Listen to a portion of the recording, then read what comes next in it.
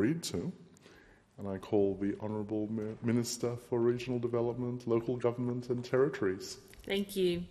And I rise today to speak on the Free TAFE Bill 2024, which is an incredibly important piece of reform. It will embed free TAFE as a fixture of our national vocational education system.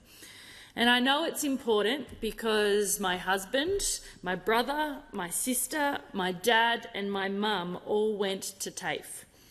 You could say that that probably makes me the odd one out.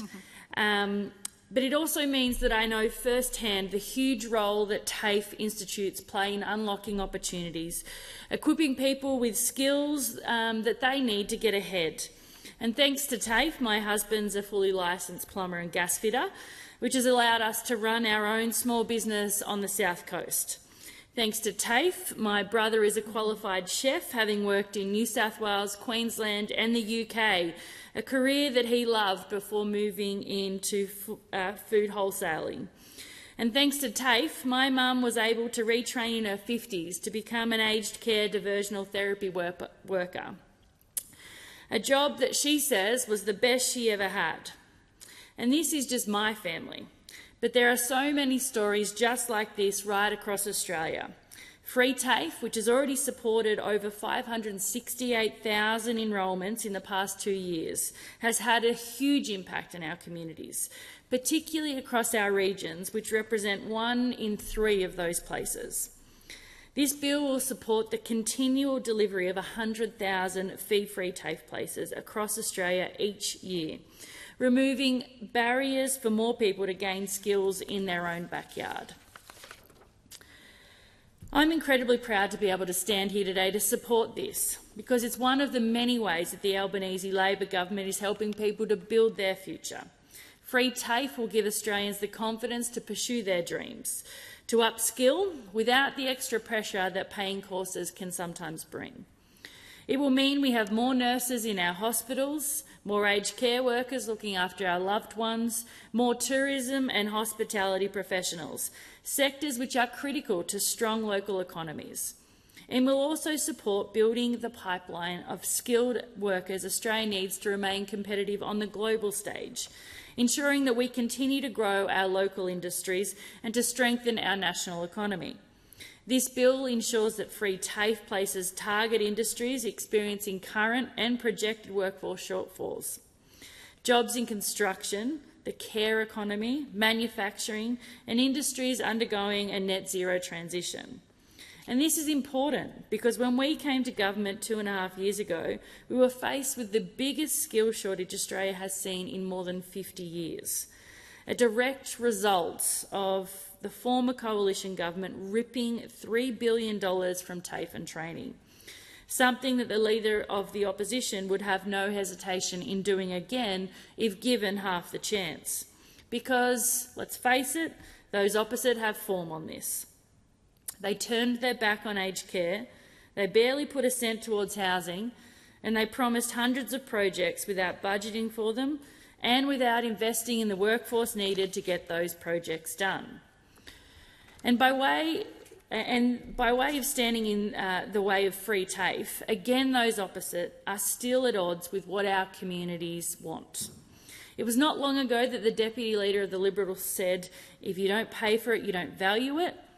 Tell this to the apprentice chef that said, "I'm going to school to get a better job so we can have a better life." Or to the Sparky that said, "I like pulling things apart and putting them back together, so I'm going to go and do that for the rest of my life." Or the student nurse that said, "It gives a lot of young people and older people an opportunity." To the nurses that have saved over $17,000, the electricians that have saved over $12,000, and the carpenters that have saved nearly $3,000. Those numbers speak for themselves, but all we've seen from those opposite is non-stop nonsense on this. This is a cost of living relief that's making a real difference for 568,000 people across the country, something that those opposite voted against. And when it comes to workers, all we've heard from the opposition is, well, nothing, because they've confused signature dish with signature policy. Taxpayers having to foot the bill for long lunches is all they've got. We on this side of the chamber know how important the VET system is for Australians and for Australia's future. We know that this bill will work because free TAFE has already changed the lives of hundreds and thousands of Australians, including over 127,000 people across the regions. This includes in my own electorate of Eden Monero, where we've got TAFE campuses in Bega, Cooma, Goulburn, Jindabyne, Queanbeyan, Tumut and Yass. Not to mention the Canberra Institute of Technology and Moruya TAFE, which are used by many of my constituents as well. Free TAFE has supported people to build skills in their own backyard so that they can continue to work locally. And we have so many industries across the mighty Eden Monero that require TAFE qualifications, from agriculture and tourism to Snowy 2.0 and many of our small businesses. Recently, I had the pleasure of visiting Queanbeyan TAFE with a member for Monero, who is the New South Wales Minister for Skills, Training and Education. And we were speaking with bricklaying apprentices. They told me that there was nothing worse than being cooped up in an office building all day. It wasn't their style. They wanted to develop hands-on skills, give back to their community in really practical ways, which is exactly what they're doing. There's nothing wrong with wanting to go to uni, but it's not for everyone, which is why being able to access a range of vocational courses in our regions is so important. And with over 110,000 free TAFE courses already completed to date, this program has made that possible. A really positive completion rate, getting more workers into our communities where we need them most. It's one of the many ways since coming to government that we've made our education system fairer and more accessible for every Australian, regardless of your postcode. We've wiped $3 billion in student debt and will cut a further 20% from all student loans if re-elected. And we'll also lift repayment thresholds, keeping more money in people's hip pocket, providing important cost of living relief. We've signed a landmark $30 billion 5-year national skills agreement with all states and territories. And this puts TAFE at the centre of skills and training. We're building a national network of TAFE centres of excellence. We're uncapping satellite broadband to help regional and remote students better access education. We're supporting teaching, nursing and social work students with the cost of mandatory prac placements with $319.50 per week to help out.